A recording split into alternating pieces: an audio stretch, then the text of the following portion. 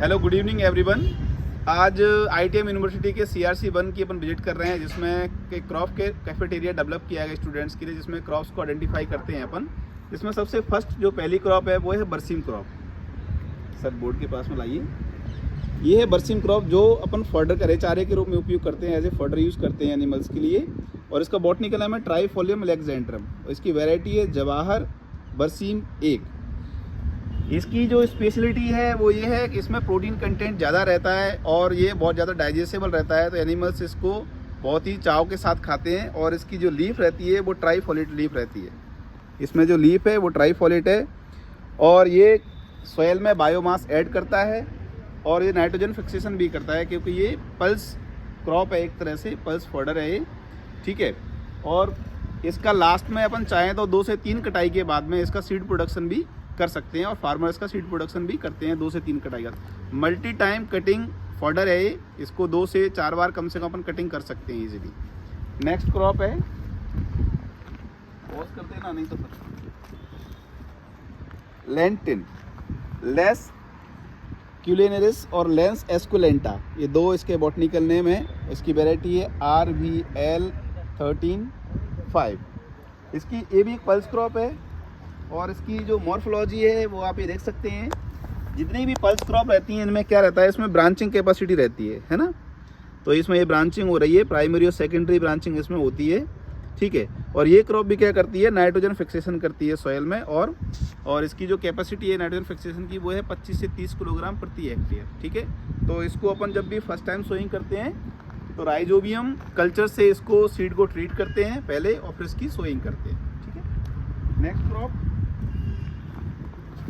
Board के पास में बिल्कुल स्पेलिंग दिख जानी चाहिए।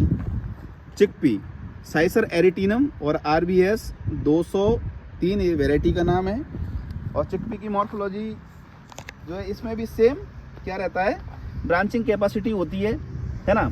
इसमें भी ब्रांच बनते हैं और इसकी जड़ में नोड्यूल्स बनते हैं, जिसमें राइजोबियम बैक्टीरिया रहता है जो नाइट्रोजन को फिक्सेशन करता है। इसमें एक प्रोसेस होती है जिसको अपन निपिंग कहते हैं। इधर सर इधर लाइए। इसमें एक प्रोसेस होती है जिसको अपन निपिंग कहते हैं, जो इसका एपिकल डोमिनेंस है, ये जो अपर पोर्शन है जो सबसे ग्रोइंग पॉइंट है इसका, अपन इसको ऐसे रिमूव कर देते हैं, ठीक है। तो जिसकी जो एनर्जी रहती है वो क्या होता है, लेटरल मूवमेंट फ्लो होने लगता है। ऊपर इसकी प्लांट की हाइट नहीं बढ़ेगी, ब्रांचिंग बढ़ जाती है ना।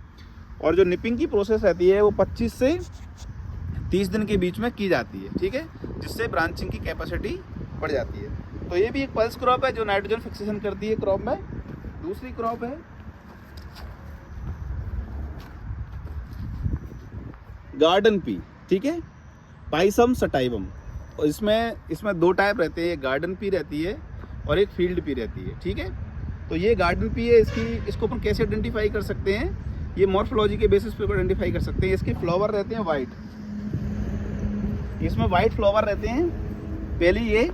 दूसरा ये इरेक्ट टाइप रहती है, ये सीधा बढ़ती है, फैल के नहीं बढ़ती है, इरेक्ट टाइप रहती है, सीधी खड़ी रहती है। तीसरा इसका जो कलर है फील्ड पी की अपेक्षा में थोड़ा मतलब फैट रहता है, वो ज़्यादा ग्रीन रहती है, ये फैट कलर रहता है। ये क्रॉप भी क्या है, एक पल्स क्रॉप है जो नाइट्रोजन फिक्सेशन करती है।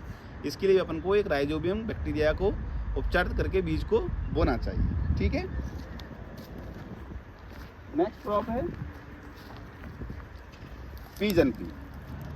इसका बॉटनिकल नेम है कैजिनस कजान और वेराइटी है TJT 501, ठीक है।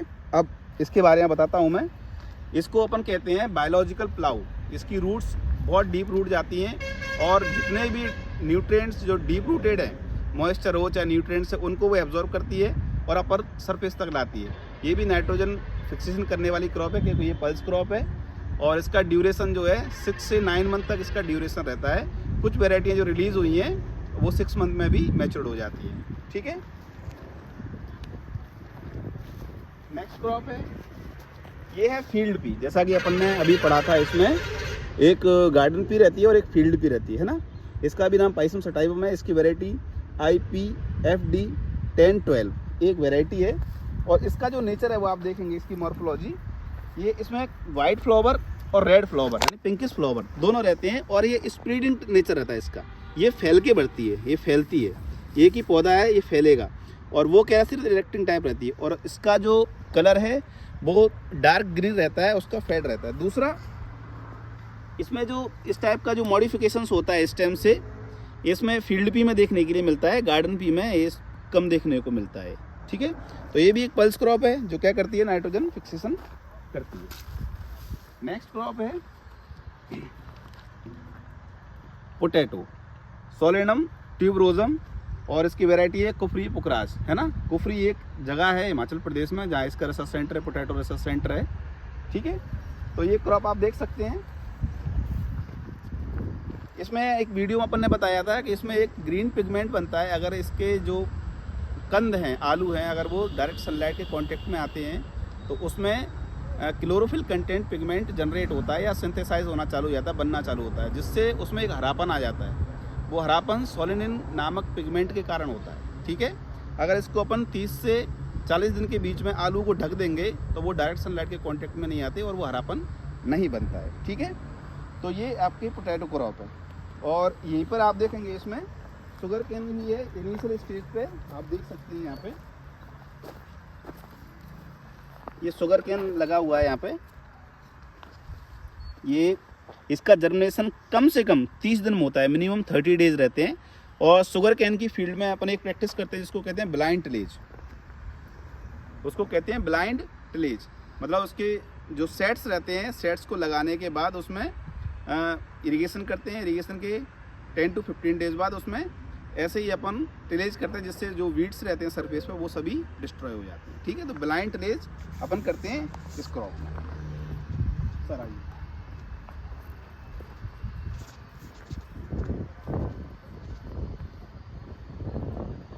ये है कॉटन, गॉसिपियम हिरसुटम, और एक देसी कॉटन रहता है और एक अमेरिकन कॉटन रहता है, दो टाइप का कॉटन रहता है। ठीक है, तो ये गॉसिपियम हिरसुटम है और इसमें अभी फ्लोरिंग टाइम चल रहा है और इसको कहते हैं बॉल।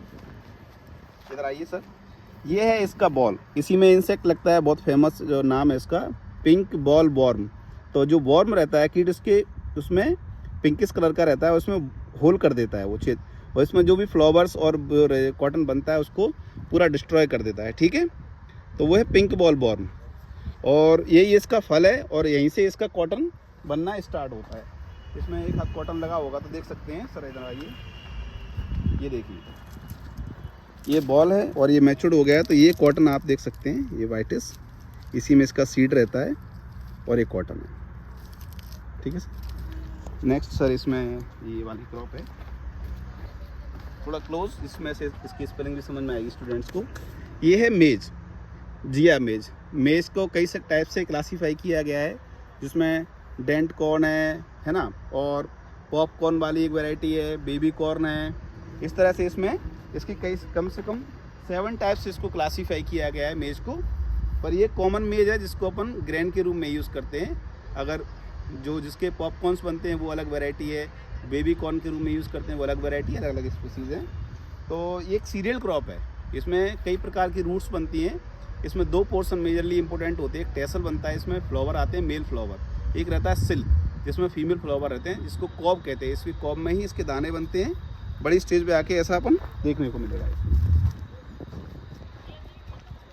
ये है कैस्टर्ड, जिसको अपन ये अरंडी कहते हैं। ये एक्चुअली में ऑयल सीड क्रॉप है, इसका नॉन एडिबल ऑयल है। इसकी ऑयल को अपन खाने के रूप में उपयोग नहीं करते, लेकिन साबुन बनाने के लिए या क्रीम बनाने के लिए इसका ऑयल का यूज़ होता है।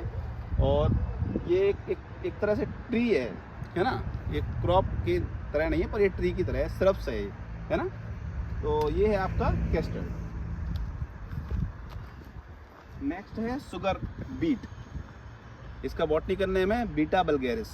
देखो शुगर को 2 तरीके से अपन बनाते हैं एक्चुअली में, एक तो शुगर कैन जो मेजर पोर्शन है बनाने के लिए, शक्कर बनाने के लिए, और दूसरा है शुगर बीट बीटा बल्गेरिस। इससे अपन क्या करते हैं, शुगर बनाते हैं और अपन इसका use as a vegetable, as a salad use करते हैं। ठीक है, इसकी क्रॉप आप देख सकते हैं, ये अभी हार्वेस्टिंग स्टेज पर नहीं है, अभी जस्ट ये वेजिटेटिव फेज पर है, इसको आने में अभी टाइम लगेगा। ठीक है, नेक्स्ट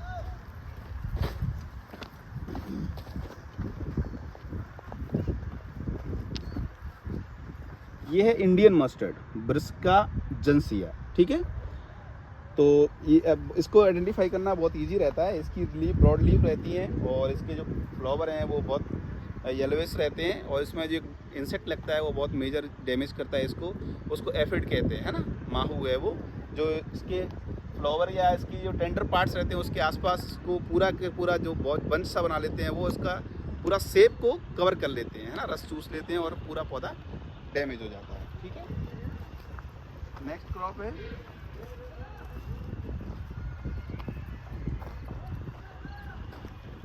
लिंसीड। ये लिंसीड है। लिंसीड का ये भी एक ऑयल सीड क्रॉप है और इसको अपन फ्लैक्स सीड भी कहते हैं। इसका यूज़ फाइबर के लिए बहुत ज़्यादा किया जाता है और इसके सीड को अपन डायरेक्टली मतलब रोस्ट करके भी कंज्यूम करते हैं और इसका ऑयल भी एक्सट्रैक्ट करते हैं और बहुत इंपॉर्टेंट मेजर क्रॉप है और काफ़ी महंगा इसका जो प्राइस रहता है मार्केट में वो काफ़ी ज़्यादा रहता है। इसके बाद बहुत सिंपल सा है ओट। ओट्स का बहुत फेमस अभी चल रहा है, डाइटिंग में लोग यूज़ करते हैं ओट्स को। इसका जो एवेना सटाइवा इसका नाम है और इसकी वैरायटी है कैंट। ठीक है, ये सेम वीट की तरह दिखती है क्योंकि ये सीरियल क्रॉप है, पर जैसे ही जब ये बड़ी होगी इसमें से जो इसके क्या बोलते हैं उसको, पेनिकल्स निकलते हैं, उसमें इसके जो ग्रेन्स रहते हैं वो वीट से हट के रहते हैं, पर इसकी जो मॉर्फोलॉजी अभी इनिशियल स्टेज पर वेजिटेटिव फेज पर वो एकदम सेम दिखती है ना। तो ये है ओट्स और ये भी एक ओट्स है, ये वैरायटी दूसरी है और ये है आपका वीट क्रॉप। आप ये देख सकते हैं इस तरफ,